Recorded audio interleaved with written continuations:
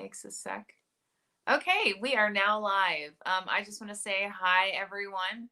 Welcome to yet another Run Wild with Us, Ask Us Anything. And this time I'm here with Curtis Smith. So, Curtis is one of our authors whose phenomenal novel, The Magpie's Return, was actually named Best of July 2020 by Kirkus. Now, I actually kind of feel a little bit remiss because I should have had this man on here long before now. It should not have made me taken me until December to do this. But as with each one of our Run Wild with Us's, so Curtis and I are going to ask each other a question. We have five each. And in the meantime, if you're watching and you would like to ask either one of us a question, we are more than happy to answer. All you got to do is toss it in the chat and we will respond. So, and don't forget too, if you're watching this and it is not Saturday, December 19th at 2 p.m. Pacific time, that is not a big deal. You can still go ahead, pop your question in the chat because I monitor these to see, hey, what kind of questions do you guys have for us? Because in reality, this is all about you. This isn't about me. This isn't about Curtis. We're asking questions to help you guys learn more about us, about our processes, and see if that can help you guys along the way. Okay, so with that, my first question to Curtis is this. What was your inspiration for The Magpie's Return?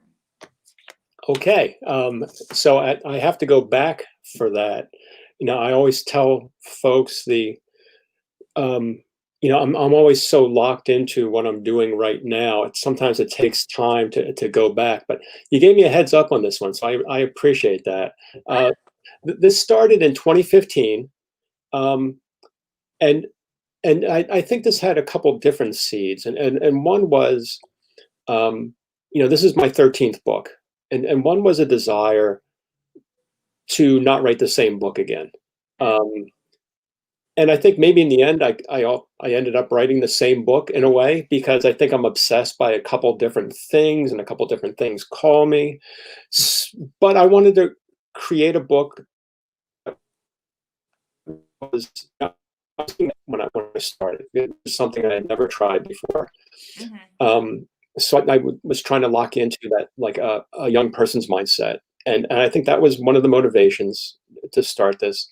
And the other was the background of 2015, when we thought things were really weird. And little did we know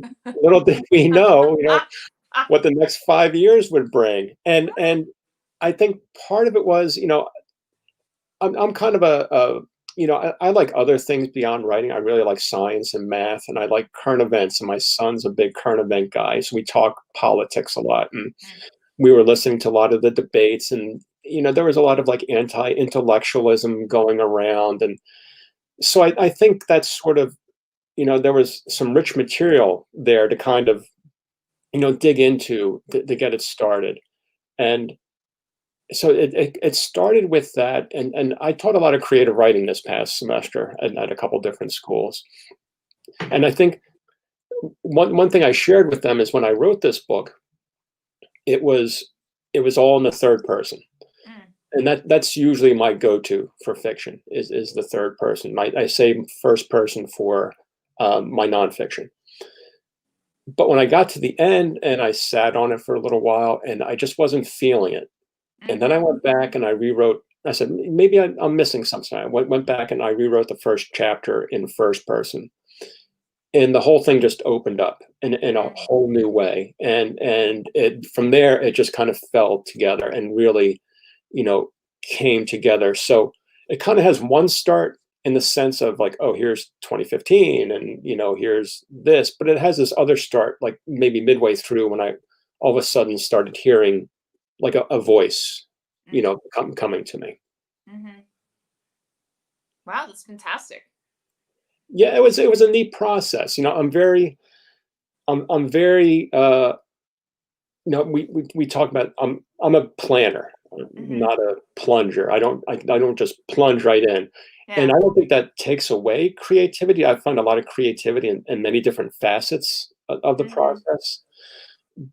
but I needed, I need to plan things out. I need to, scene by scene, and not to say that's how it happens, but that's how I have to, go into it. Yeah. No, I feel that because I'm also, well, I started off as a pantser, and then I found myself gravitating towards being more of a plotter. Not, to your point, not necessarily every single element, right? But it's more like a guide to get me so that I see the narrative holistically. And then that way it allows those more organic moments to kind of just to come forward, which is really fun. So it doesn't have to be to your point, plotting out a novel actually oftentimes enables the author to have a much more complex narrative. And in some ways, that can be a lot more interesting. It also saves you time. Yeah, that's the one thing, and I think some people, when I give these talks, think, I'm sort of, this joyless robot, following my paint by numbers thing. But that's not how it goes. Mm-mm. And I agree with you that, I think my first draft is a lot deeper than someone else's first draft, Mm-hmm. because I go through and I try to see those lines of connection. I can't see them all, but I can go through and I can see them earlier. Yeah. Now that you started that, are you kind of sold on this um, process, or do you go back and forth? I started doing that about a decade ago. Okay. So, and it's easier, and anyone who's a writer will understand this. It's easier to do that for a short story because it's only one. It's typically one narrative, right? There's one primary thread or theme or storyline rather, within a short story versus a novel is actually multiple narratives or multiple arcs within a longer piece. And what for me, what I usually end up happening is I have the primary arc for the narrative for a novel, and then the sub arcs are what evolve, right? So I mean, I typically call myself a blend of a pantser and a plotter because of that. But then the more people I've spoken to who are plotters, I come to realize it sounds like we almost all actually do it that way, right? Where we have a primary theme or we have primary storylines, and then as we're writing, we allow it to evolve and adjust according to what the narrative calls for. So yeah. I think doing that, you can, even something as simple as word choice. I had a story a number of years ago where the main central image was a pool, and I went through and all my things were blue, and all my adjectives were watery. And I don't Mm, know if anyone ever noticed it, but I think it left a feel. And I think it wouldn't have gotten there if I hadn't had this long-term view. It might have gotten there eventually, but I think in the end, it's a time saver. And I think that maybe some of it also is like that left brain, right brain thing. mm-hmm. I think I'm definitely like a left brain. I got to see how things fit together. Um, and as I work with students, I always tell them, my way is not the right way. Right. It's what works for me. Um, but yeah, that's interesting to see how different people go about it, and what they take from it. I give a lecture with another woman, and she's a total, like, just, hear the muse and go down on paper, and Mm. her stuff's beautiful, and I'm envious. Awesome. I need that. I need that foundation first. Hmm. So, are you ready for a question from me? Yeah, let's All do it. right, let's fire out. Um, so I did a project a number of years ago, and I asked other people this, is I imagine for most of us in this realm, there was a book somewhere in your Hmm. past that kind of like, oh, this is the path I want to follow, or this really like opened my eyes to this brand new world. And I Hmm. was wondering if you can identify a certain book like that, and as you look back, um, and if so, what was it, and how did it strike you, and have you ever revisited it? I thought that was like, first off, just to say that's an amazing question. It wasn't necessarily a book. So, to provide a little bit of context, I grew up in the inner city of New Jersey, southern New Jersey, Camden, New Jersey.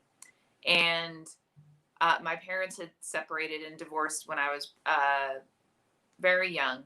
My father had a talent, as I like to say, of getting fired.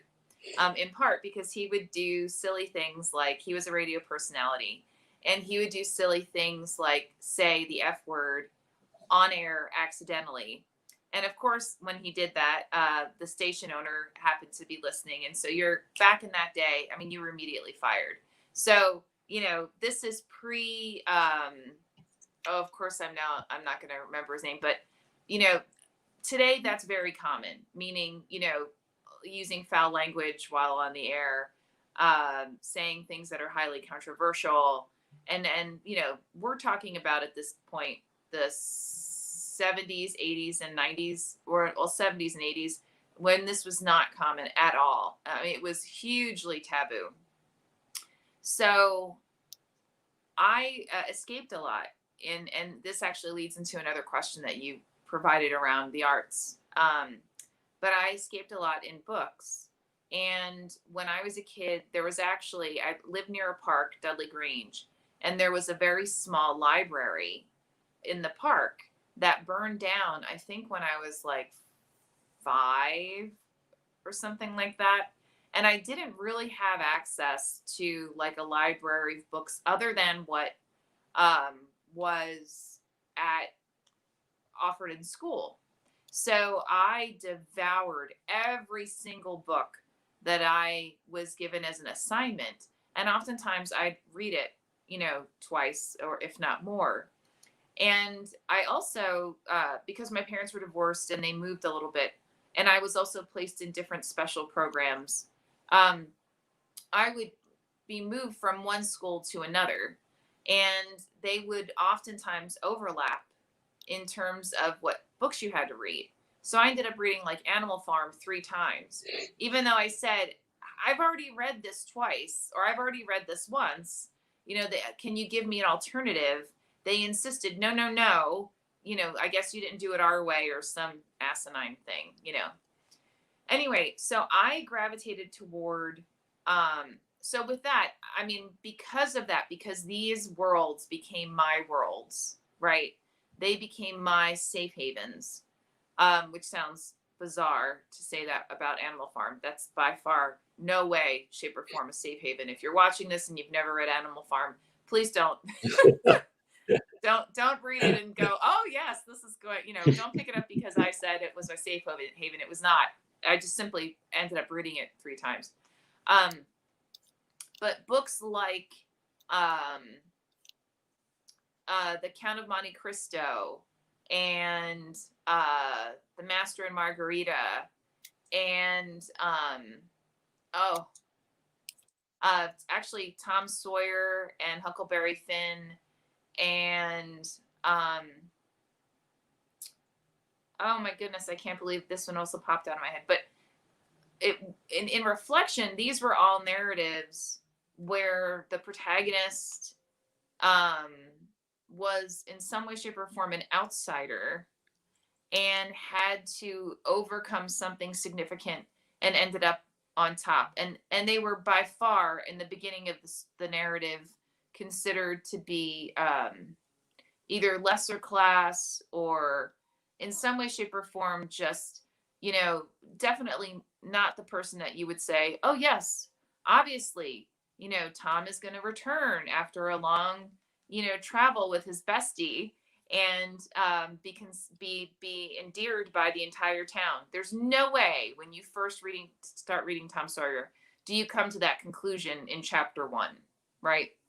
And so I really, and in reality, the reason I was endeared by them, or I was enamored with them, was because they really reflected my childhood, what I was going through. And so it was almost like a beacon of hope.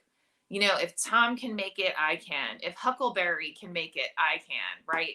If the Count of Monte Cristo, or if you've never read the Count of Monte Cristo, I really recommend reading it. It's the same author who wrote The Three Musketeers, and he it starts off with him in jail, not necessarily rightly in jail, but he's in jail. So what I realized was that for me, um, these escapes were necessary for me to actually enable me to make it out of that environment, if that makes sense. Um, in terms of an inspiration to write, it's more so that um, I just think stories feed our souls, and stories give us hope, and stories give us someplace as an escape, and they really drive our society and drive our worlds, both our inner worlds and our outer worlds. And I just can't imagine not being involved or being uh, driving story forward in some capacity. So I don't know if that incredibly long-winded answer really directly answered the question, but hopefully it some, gave something. So You know that I have very distinct memories of. Um, I grew up across the river, just outside of Philly. So I remember like going to a bookstore on a Saturday afternoon with like $1. Books were like $1.25. I still have a lot of my old books, mm-hmm. um, and that was like a big deal to go. You know, you have enough money for one book, and you would spend hours in the bookstore, you know, reading first pages, um, and that was like a, I don't know, it was a big thrill always, you know, just to come home with a new book and, you know, sit down with it. And Oh yeah. I mean, I remember when I finally could afford to buy I always bought paperbacks, because hardback, I mean, it was like, you know, the cost was at that point in my life astronomical, right? So, um, I always bought paperbacks, and it's funny because I have several friends who write comics or are huge comic book fans, and they talk about when they were growing up how comics really, that was their go-to, right? And they couldn't wait to go to the corner market or to the local bookstore to get to pick up their favorite comics. And um I it's funny because where I grew up, our corner store didn't have comics, right? Like we didn't have that, wasn't actually an option for people in my neighborhood. And so I don't think I was actually even exposed to comics until at one point I lived with my mother in a different area of Camden, which was considered a slightly better quote unquote area. And that place, that corner market had comics, but it was uh like G. Like I was only allowed to read G rated comics, and I got to tell you, um, it did not compare to yeah, what I was even getting in school. So yeah. Well, we actually have a couple questions. So Steve Maris says, if you had to do without ketchup or mustard for your life, what would you go without? Which I think is hilarious. you know, I didn't know this would turn into Sophie's Choice here. I mean, I don't. I guess that all depends. You know, I'll do without ketchup because I can dip my fries in vinegar. That's a Pennsylvania thing. I'll go with that because I don't think I could eat a hot dog without without mustard. Not that I haven't eaten another hot dog in my life, but If you would have asked me this question when I was a kid, I would have said mustard because I lived off of ketchup. Like everything got ketchup on it.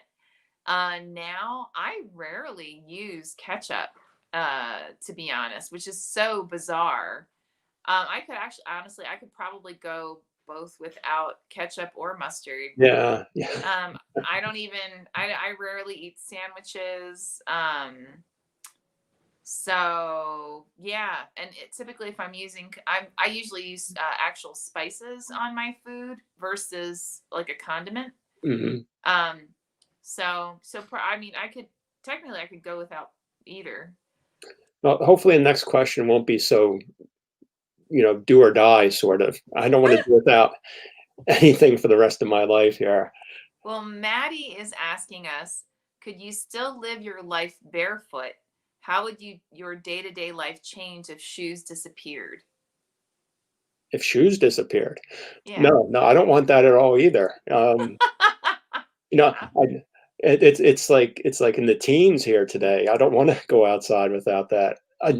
I would not like that because I still run. I hike a lot. Mm. I have my different shoes for different events. So no, I need a good pair of running shoes and a good pair of hiking boots and no, I don't want to be barefoot. Yeah, so it's funny. With the pandemic, I'm indoors so frequently. I could probably, as long as I'm in my home, it would be fine. But um, to Curtis, to your point, I walk every day and I go hiking. I wouldn't say once a week, but a couple times a week. If not, I mean, I'm sorry, a couple times a month, if not once a month. Because out here we have a ton of great hills to hike among. So yeah, I don't think that I would not be a pro shoe disappearing individual either. No, no, not yeah. We hike. I hike at least once a week. Oftentimes a couple because we have trails right by our house, Ah. not too far. So, you know, I could hike the same trail, for the rest of my life and see new things on it all the time. It doesn't take much to entertain me. I just like to be outside and Hmm. breathe in some air after, especially these days. These days are weird like that. Yeah, they are weird like that. Okay, Maddie, I am not asking this next question Okay. because it is a bit obscene. Okay, so I'm actually going to ask Curtis my next question. What kind of parallels, if any, are you seeing in the Magpie's return compared to our current pandemic? Okay. So maybe as a bit of background in the book, there's a long shutdown period, that the characters go through. What we've gone through in this. Um, and it's weird that happened, and then the book came out, and we're in the middle of a shutdown and a pandemic. So I don't have a crystal ball, so I didn't see this coming. Mm, Um, but I think that the parallels, might be. I think I hit on. I imagine what the boredom would be like.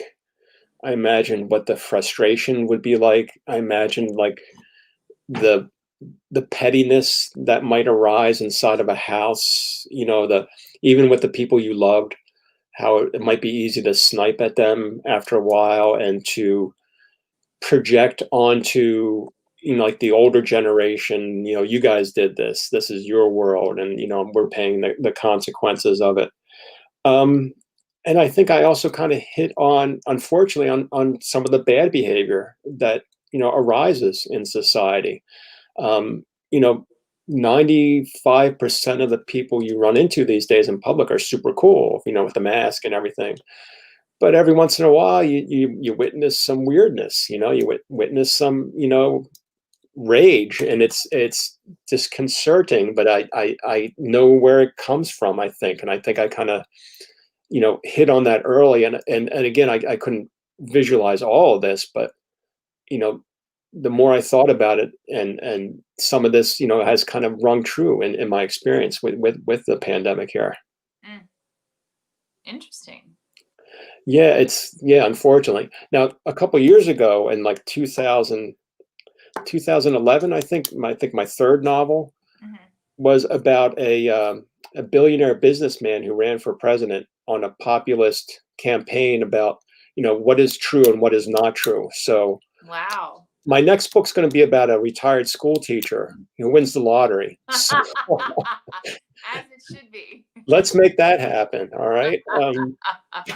Yeah, that was weird. You're bringing in those elements. I mean, who could have predicted, any of this? Yeah. It's so weird. And I don't know about you. I watch old footage of people like sitting together, and I'm like, ooh, that's freaking me out. Like people are eating together, or they're sitting at a concert, and yeah, it's going to be weird to go back to normal. If indeed that happens. Yeah, totally.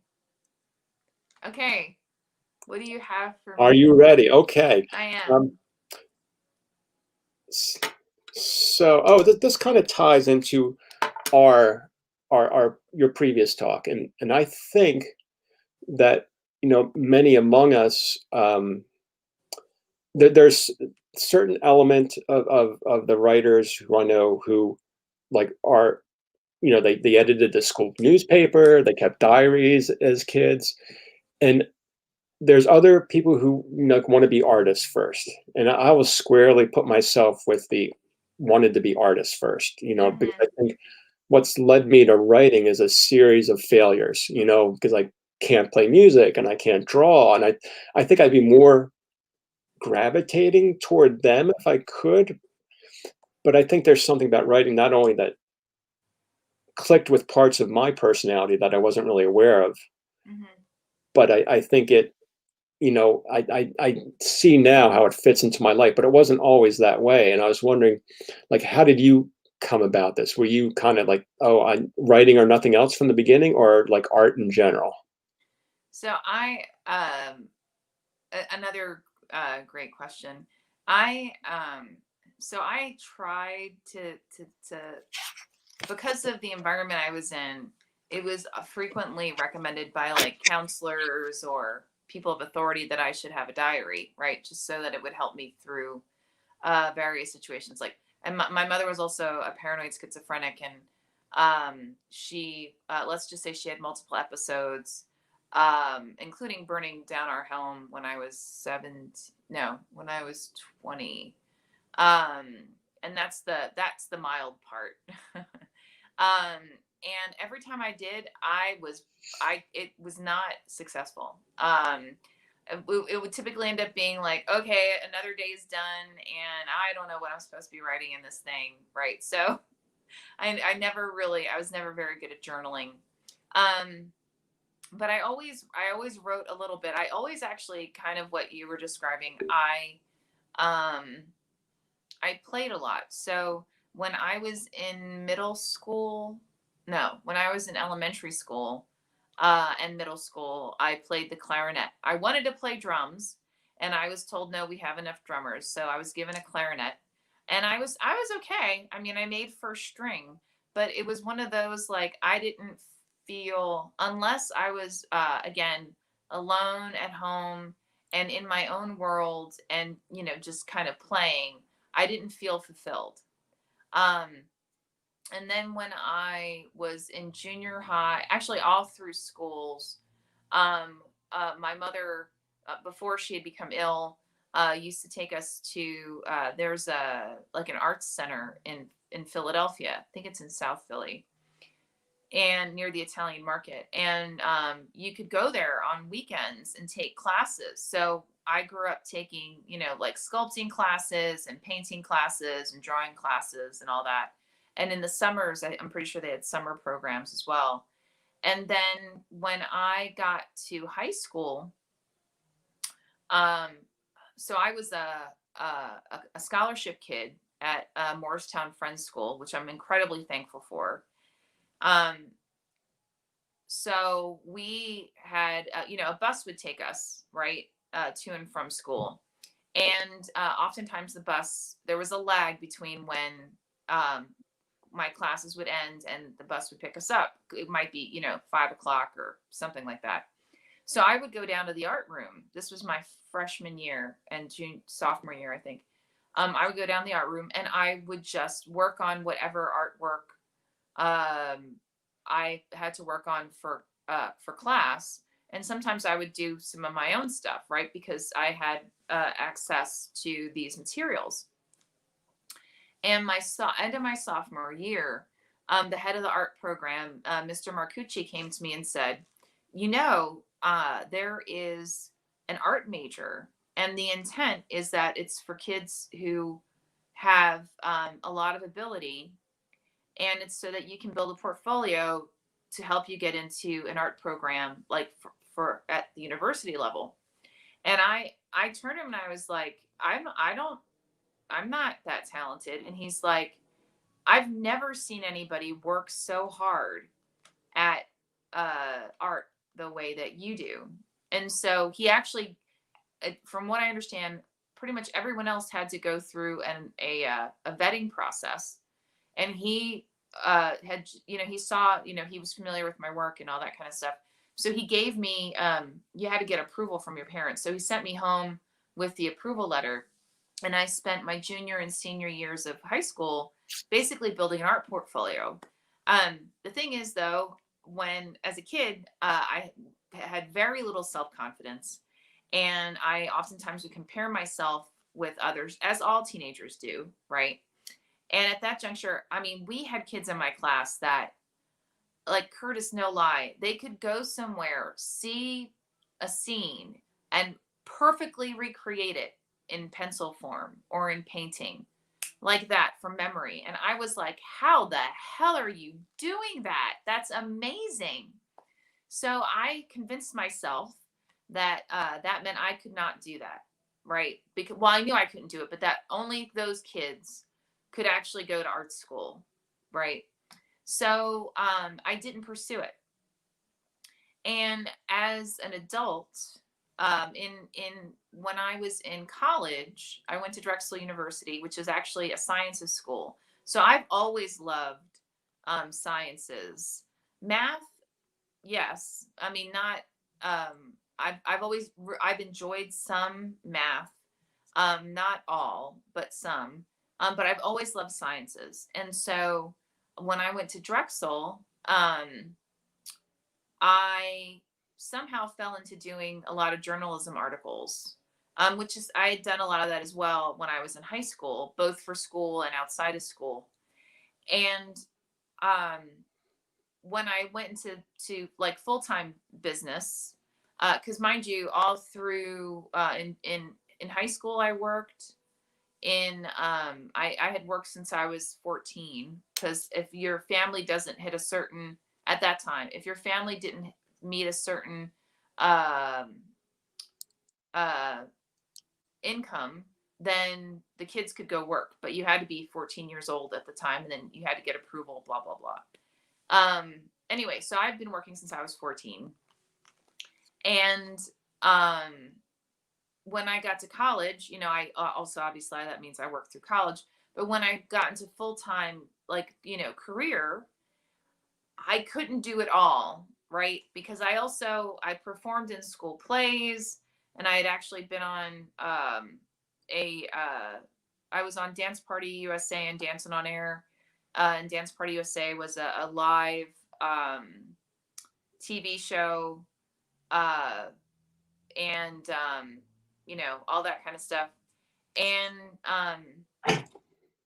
but when I hit regular work, I just couldn't do it all. Like I couldn't do artwork, I couldn't paint and draw and sculpt and act and write. It was just too much. So I had to pick, and I was in a play that was a benefit, and I remember during one of the after one of the rehearsals, and I thought, man, this is exhausting. um and I at that point I realized I had to give some stuff up, and if I really wanted to be fulfilled and I wanted to feel successful and I wanted to feel like I was actually doing something of worth, right, that I had to focus. And so that's when I consciously decided I wasn't going to go after more of the artistic, what that's a poor way of putting it, but painting and sculpting and drawing, and I wouldn't continue to pursue acting. Instead, I would refocus my energies on writing and editing, and that resulted in the subsequent uh the last 20 years. So So it's been all or nothing since then. not really. I mean, I do still, because mind you, my uh for my career, like my day job, I don't it's unusual for me to do 8 hours a day. It's more common for me to work 10 to 12 hours a day. And so if you take that into context, um, it would be very difficult for me to find the time to, really actively pursue um, all of those different venues. That said, like if I have friends who call me up and they're like, "Hey, let's go take this sculpting class together," I'd love to do it. You know, so if I had the opportunity, I do it. It's just I don't pursue it, if that makes sense. And I think one of the great things about this art form is it's portable. I Mhm. many years over lunch I would close my door and I would write, and if I wrote maybe my a school teacher's lunch is only like 25 minutes. So if I could get like two good sentences out of that, that was a win. Yeah.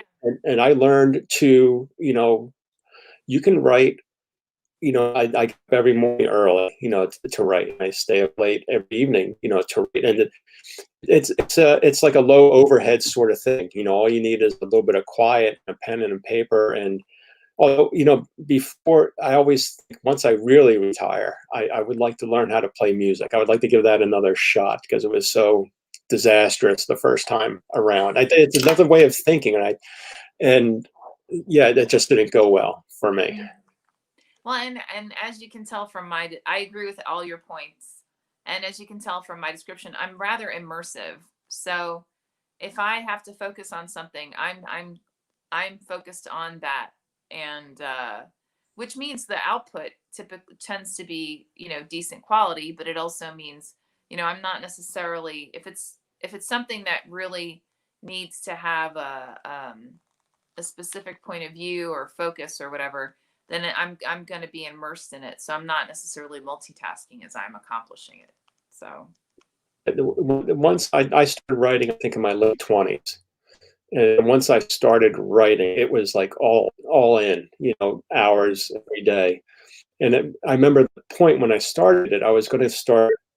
It was either writing or woodwork by that time, and woodwork would have been a lot more practical. If you see some of the shelving projects I've tried to put up, um, but and because I really liked woodwork, I liked the feel of it. I really felt I could get lost in that. But writing's been wonderful as far as I tell people it's like one of those addiction shows. Like, the first time I tried crack, it was great, and then my life went to hell. But writing's like every night is like that first high. It's like because you lose time, and I think that's the whole Mhm. magic of it. That's why what's important to me is what I'm working on now. What's important is what's waiting on my desk because once a book comes out, it's like, oh, okay, but what's really calling me is that new project. And I just hope I don't lose that, as I go on. Yep. Yeah, absolutely. So Steve Maris has asked actually twice, what was the most disappointing book you have ever read? Disappointing book. Oh boy. Um, I don't know. I'd have to, maybe my first book when I go back and read it now, and I think, oh, what am I thinking there? I'm glad it's out of print. Um, I don't know. You know, I think sometimes we are disappointed if we really like, oh, this book was great and this book was kind of a letdown. Um, but I always think they wrote that great book, and so they always have like an out for me. It's kind of like those one hit wonder groups, like at least they had that one great song. So Yeah. I tend to focus on that instead of their follow up album. So I think I'll pass on that one. I don't want to down anyone's, and nothing's really coming to mind right now. So how about you? Yeah, I can't think of anything. And to be honest, if it's similar to what you just described, if there's a book I pick up and I start reading it and it's just not doing it for me, then I just put it down and I Yeah. move on. Yeah. Um, and that said, it doesn't mean that it's not that same book isn't going to be a huge phenomenon for someone else, right? Someone else may read it and just say, "Oh my gosh, I have to," you know, like I actually read the Twilight books because I was curious, and they were just basically classic romances. So, to be honest, to this day, I don't understand why there was all that hoo ha, but meaning like people having this big backlash against it, right? It's fiction. So what? So Hmm. they sparkled. Okay,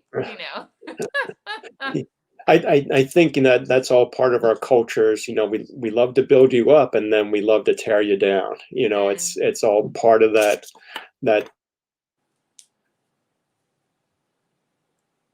yep, I totally agree. Okay, so, how are you and your family handling the pandemic? How has it affected your lives? Um, when the whole thing started, I texted out a joke to my friends. If they wanted any advice on social distancing, I'd be there for them, because I'm kind of notorious for like not going to parties, Mm, and if I go, I leave early, and then I I it hasn't affected me a ton in that sense, but we did like going out to movies and to dinner as a family, and I think we're all kind of introverty, in that sense. It's been hard with school, for my son. He's a senior in high school. For me, as a teacher, um, I just had I just finished my semester. I retired from teaching high school, and now I teach college. mm, And one of the classes I taught was like understanding the '60s through literature and film. So there was a lot of like boomer jokes, and in my student evaluation there was one line. Professor Smith was okay, but he struggled with technology. But since he's a boomer, I'll let that slide. mm. And I think it was with the best intentions and the kindest heart that they wrote it. It's kind of like an inside joke. Mhm. But yeah, there is a new normal now, and I think I don't know what it's going to be like to return to the workplace. I don't know if I'm going to return to the whole 9 to 5 workplace, because I see how much I've been super productive at home, and I like being home, and I don't want to go back into work and just wait till 5 o'clock comes, and before I leave. Um, so yeah, we're handling it as well as can be expected, I think. How about you? Um, my it's interesting. So I forced myself from the minute that we were initially sent home uh, from work to keep my regular schedule. So I get up every morning at 4:45. Um, I personally do uh, mantras. I work out, I get coffee, I shower, and then I start my work day. And I just, like I said, I just made sure to have a set schedule so that there was some feeling of normalcy to each day. And I think that actually has helped me tremendously in feeling like not feeling impacted.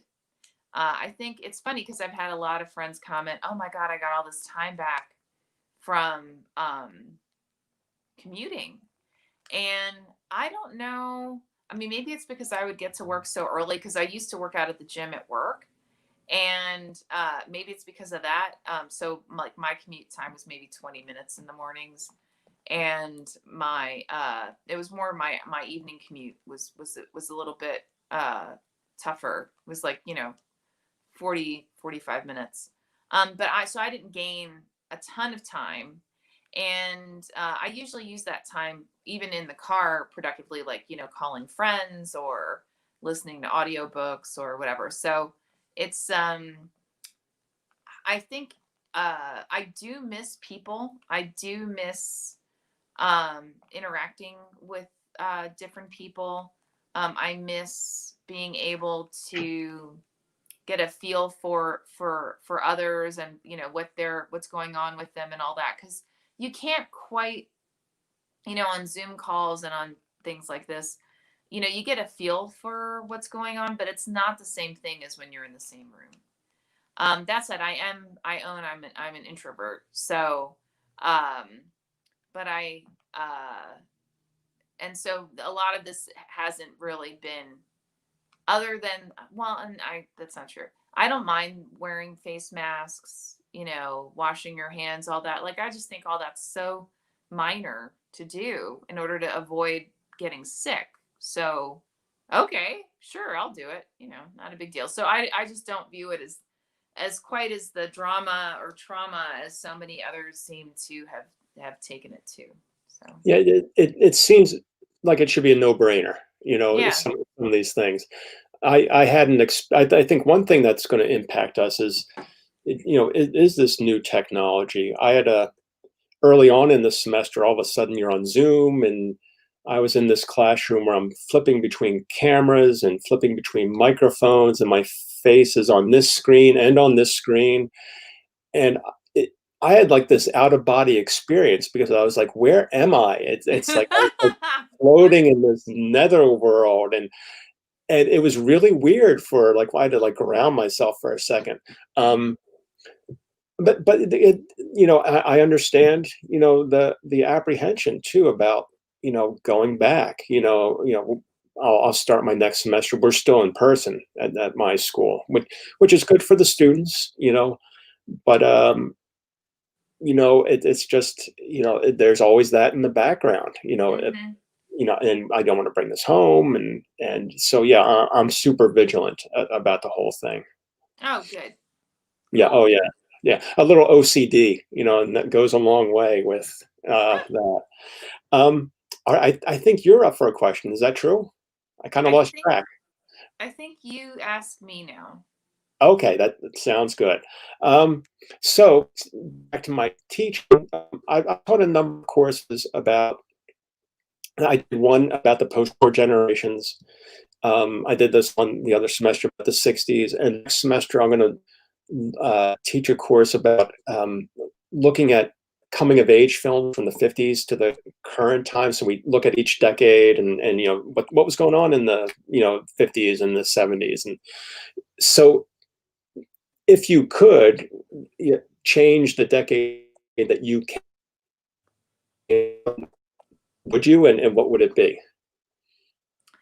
I thought that was an interesting question, and I've never thought about that before. I don't know that there is one that I would necessarily want to, if I could redo it over, be born in any period and experience it.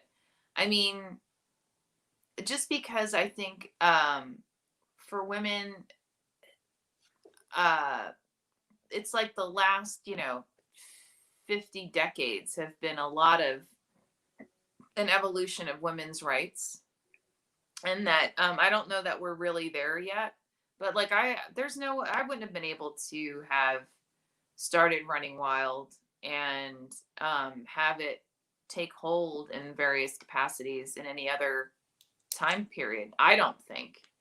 I mean, there was always some kind of significant backlash when a woman did something of note that wasn't considered, feminine, or wasn't considered to be part of um, whatever the society's perception of what a woman should and shouldn't do, or should do.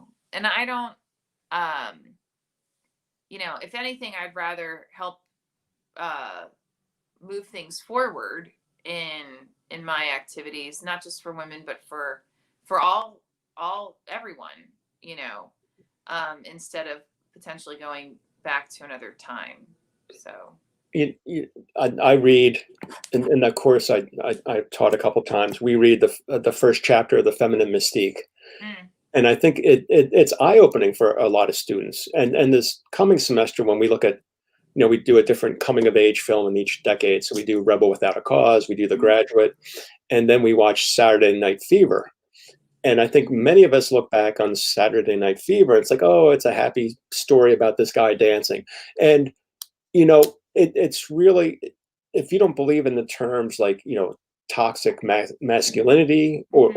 or rape culture, let me show you what was popular in 1970. And we'll see, maybe we have made some progress here. And maybe it's good to know your history about what was acceptable, back when. And so I think that's good for some young people to realize we have made some progress, and there's a reason why we need to continue to make progress, and in that sense. Yeah, absolutely. And I don't, it's funny because, each time there's been progress, I think we overestimate it. Like, oh, yes, now everything's solved, right? And then all you have to do is go a couple of years and you realize, oh, Yeah. there's always seems to be this like pendulum that we go this way and then it always goes. So it's never back to here, right? Or at least I don't believe so. Typically, we feel like it's here and then but it really kind of goes here. I think that's even true with all the effort with Black Lives Matter now, right? I mean, there are a lot of things that are being addressed that if you would have asked me in the 80s and 90s if we addressed it thoroughly, I would have said yes, because there was so much activity, right? There was so much work around equal rights, and clearly all that happened was in some cases, folks went underground to continue with their belief system that they, I don't know, are more significant in some way. I have no idea. But thank God, just as those belief systems went underground, organizations like Black Lives Matter stayed, right, and they were, and as they should, were just simply waiting for the opportunity to come forward more vocally and get a larger following. And so, I think this will be another instance where we're seeing this, right, in terms of backing for societal change, and it'll probably go back a little bit to here again, right, but just not never back, hopefully, to a complete reset. Yeah, So let's hope not. I live in a pretty conservative area. I live in the red middle of Pennsylvania now. ah So there's yeah, I feel like the past couple of years, some festering things have come up that were like unspoken before, and yeah, I just hope their time is waning. There was a really interesting interview a few years ago with Barack Obama and Mark about President Obama was talking about if in the present deviate your course by a couple degrees, it might not seem like much at the time, but 50 years down the line, that 2 degrees becomes, a much greater, distance. So some of the things we do now might not be everything we want. It might be incremental, but accumulated with other changes, it can really change the world, down the line. We just got to keep trying.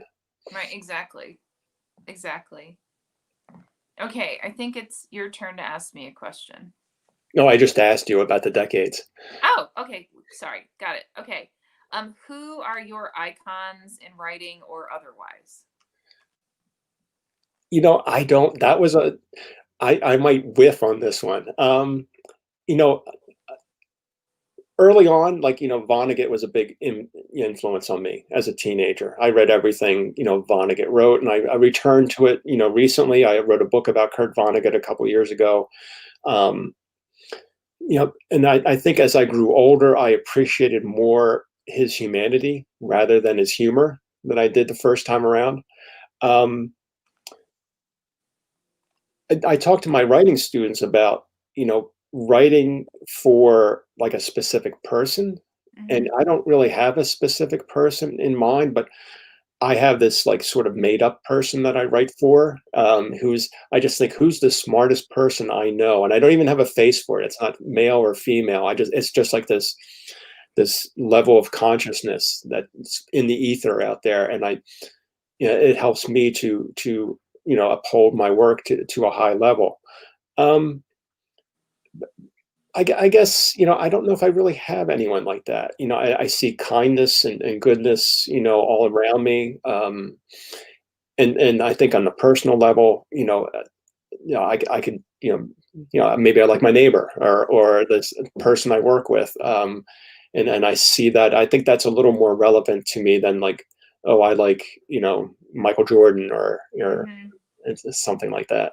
Yeah, no, Well, I agree. so I was going to ask you, do you have someone in mind or? No, mm-mm. I like to play. So um, when I'm writing, I don't have anyone in mind. I'm typically I like to intentionally take bits from history, bits from mythology, and then come up with some type of storyline based on uh, those influences. But I don't. Yeah. And I think mythology is really interesting as far as using it as a basis for writing. We did that this past semester with one of my classes, and we updated myths, and I think that's really rich material. Oh yeah. Um, Absolutely. do we have any questions from the audience before I hit you up with one here? I see we're running short on time. Nope. Okay, We're good. we're not going to go back to that obscene question. No. No, that's a hard no. Um, so guys like me are super thankful to people like you, who start up these independent presses. Um, and it's this whole other realm, that helps get our work out there. And what do you think about the state of publishing today and the role of the independent press? I think this is actually a really amazing time in publishing. I think that there's such a wide variety of options depending on what your goals are. And I tell this to people all the time, and some people get annoyed because they haven't thought about it this way. But sometimes you're writing something, and whether you realize it or not, you're really just writing it for your spouse. And sometimes you're writing something and you're really writing it for your family, right? And sometimes you're writing something and you're really writing it for a niche market. And most people know this when they're writing it, sometimes, not all the time, but sometimes. And I think, the big four now was big five. I'm pretty sure it's now big four. They have very specific criteria for what books they'll accept. And it's all based on sales, as it should be. It's not based on, is this a great story that fans are going to love? It is purely sales, right? And and although it sounds like that should be interchangeable, the reality is it is not. Because they're using very specific geographic information, or demographics rather, in order to come to those conclusions. And what that means is, if you could be missing on phenomenal stories like The Magpie's Return because it doesn't fit within that box. And that's where, the ability of having something like a Running Wild press exists, I think, comes into play because um, there's a ton of small presses out there right now, and some will thrive, and some may not, and it all is dependent on, what how those stories are received, and if the founders choose to continue with it. Now, I say all that, and I'm going to own this right now. It is really, really, really, really, really difficult today because there are so many presses to actually get in front of bookstores. So if you have a press that you are a fan of, or if you have stories that you're a fan of, and you don't find it in your local bookseller and you don't find it at your local library, request it, because those presses need your backing. They need your help in order to make sure that their books are represented at the local bookseller and at the local library. So, although it's a great time to at least initiate a press that can offer stories that would not necessarily be found otherwise with the big four. It's also 10 times as difficult to get them in the more common booksellers' hands because it's so competitive. Yeah, So, that whole, distribution part of the deal, and but maybe, maybe we're moving away from that brick and mortar model. And there's all these different platforms. I'm not a huge if it weren't for writing, I wouldn't be on social media. I would not be at that's not my thing. But it's allowed me to make contacts, not just all over the country, but all over the world. And um, gone are the days when we got to move to New York or Los Angeles to make it in this business. So I think there is an interconnectedness, and I think this, I love the small press. I love the small press scene and the indie press scene. I do a lot to try to promote it. I've done hundreds of interviews with authors, and a lot of that is to help the press as mhm, well as the author to get that word out there. Um, because I think that's where you're going to find, like you said, the fresh voices, something that's not in that formula. Not to knock the stuff the major places do, because they do some right, great stuff. right. But if you're looking for someone who's taking a chance, I think this is the realm you want to look at. Yeah, totally. I totally agree. And we're slightly over time, but I didn't want to leave without asking you, what are you working on now? Okay. Well, I am always working on three things. I'm always juggling like a nonfiction story collection and a novel, and I usually work on one for like 6 months and then put it away when I'm tired of it. But it's weird. Like I've been like super busy during the pandemic, but I've been like really productive too on the writing front. Mhm. So I'm deep into a new novel. And it's going really well. It's kind of like you were talking about Huck Finn earlier. It's kind of like an updated Huck Finn, going through like a dope sick, middle America. Mhm. So um, yeah, there's no shutdown, there's no nuclear war like Magpie, but there's a lot of weirdness in it, and it's been a lot of fun to write so far. So it's going pretty well, and I'm anxious to see how it ends out. Awesome. Yeah, Well, hopefully. oh, it'll be. I've no doubt it'll be Yeah. amazing. So with that, I want to thank you, Curtis. Ralph Reels, I do see that you have an additional question, and I'll respond to that later. But thank you, Curtis. This has been absolutely a complete joy. And for anybody who's watching again, if you're watching this and it's not 2 p.m. on December 19th, please go ahead, put your questions in the chat, and I will be more than happy to answer them later. All right, with that, have a fantastic weekend, everyone. Looking forward to the next time. See ya.